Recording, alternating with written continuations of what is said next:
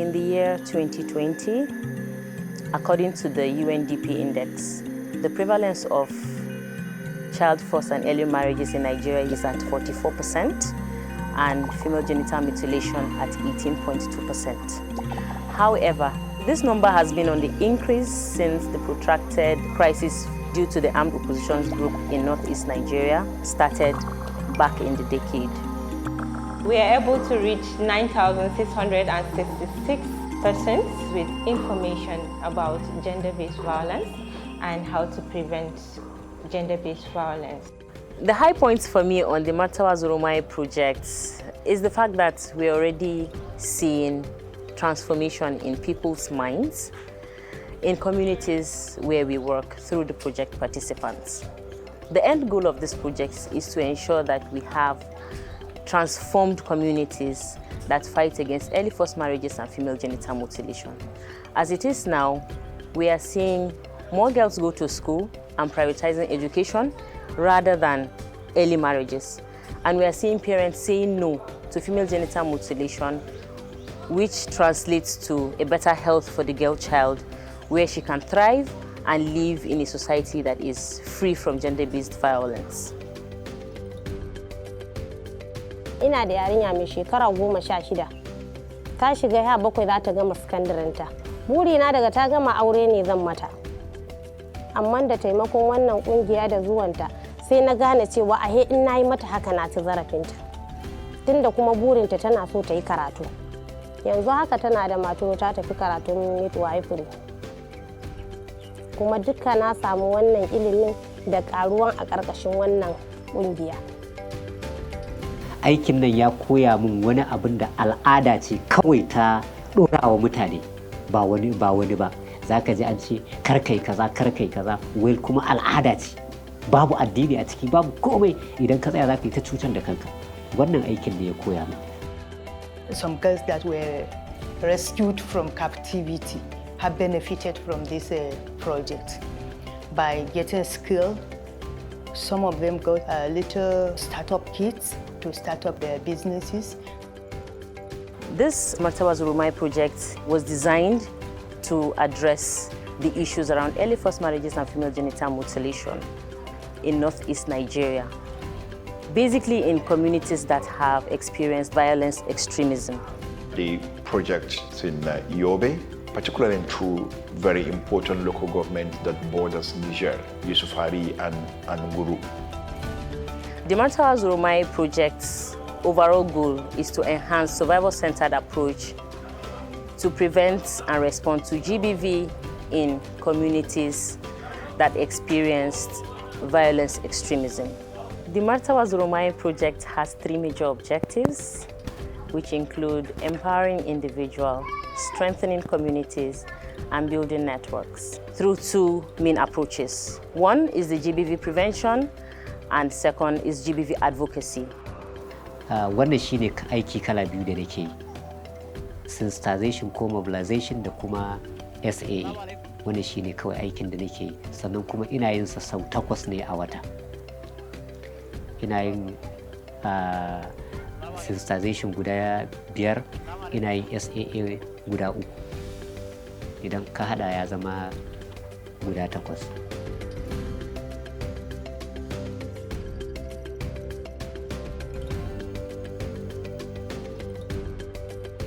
Na karu da shi akan abubuwa da dama. Dangane da iyalina, zamantakewa na da mutane duka ya canzu. A gaskiya a baya a da akwai abubuwan da ni kaina ma ana yi min ban san ana cin zarafina ba. I'm happy about the social analysis and action approach because we engage with the community through that, not to force them to accept the transformation, but for them to reflect on their own and caution this harmful traditional practice to be able to change. Coming out to report their cases, trusting our community protection committee, trusting our work, because they believe that we are going to handle their cases with respect and confidentiality. So that makes me feel good and I feel happy about that.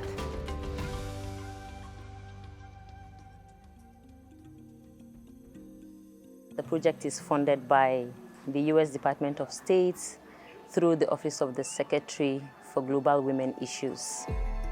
This project is being implemented by 2 national organizations, Trauma Healing Support Initiative and African Youth for Peace and Development Foundation in Yobe. Both of them are women-led civil society organizations that have been identified to implement the project. CARE works through African Youth and Peace Development Foundation to do GBV advocacy and to build networks, while it works with Trauma Healing Support Initiatives to do GBV prevention in both communities in Guru and Yusufari local government areas of Yobe State. We were able to reach out to more community members through the Protection Committee, using community sensitization on early and forced marriage and female genital mutilation and other forms of GBV that could be prevalent in the community. AFRYDEV, through CARE, we were able to train community stakeholders at LGA level on GBV and also the VAP Act. They go back and sensitize their community. Our relationship with CARE is particularly in respect of this violence against persons prohibition. We interact with them, we collaborate with them, and they support us in the implementation and the drafts bill of the law up to the level of passage at the House of Assembly and assented by the governor. They also supported in all this retreat to deliberate over these 2 laws that I mentioned, the CPL and VAP. We were able to bring together the religious leaders and the traditional rulers, take them for a retreat to Bauchi, and we also went on retreat to Kano with the members of the State House of Assembly, all to deliberate on those laws, so that we will have them in the state. Another main activity that CARE supported, and I want to mention it here, is the high-level advocacy that we went to Abuja in order to meet His Excellency one-on-one. They sponsored about 13 to 14 of us, members of the technical committee, some high court judges, and members of the House of Assembly to Abuja, because it has been difficult for us to get that law assented by His Excellency to our cultural and religious diversity here. But we were lucky, after some few months it was assented. There is always, at all times, the limit that grant donor-funded initiative could actually do. And so ownership at all levels, from government to citizens, will remain very key, and that's what we try to do. And that's why elements of our work has both a combination of community-level programming and also advocacy in terms of ensuring that there are right initiatives and policies to sustain some of those things. Na karu da abubuwa da yawa. Kamar da idan muka haifi yara, akwai wani abu da ake cire musu anguriya. Zuwan wannan kungiyar ya wayar mana da kai, ashe wani abu ne ake yi a rufe wanda ba mu san da shi ba. He yanzu muka gane cewa tun daga bayan shekara 2 da wani abu da nake gaya miki, ko a family na aka yi aihuwa aka haifi yarinya, na daina bari a yi mata wannan abun. Duk da ma ni ban haifa ba, kannena da yayuna da yawa sun haihu, wanda nake nuna musu cewa ta gurin wannan abun da ake yi, ashe ta nan ne ake samun cututtuka da dama ba mu sani ba, kamar cutar sanyi, kamar wani tetanus, wannan abin da kin ga wanzame suke amfani da shi, za a yi wa wannan, za a yi wa wannan. Ashe ana cutar mu ne da yaran mu, kuma ba mu sani ba.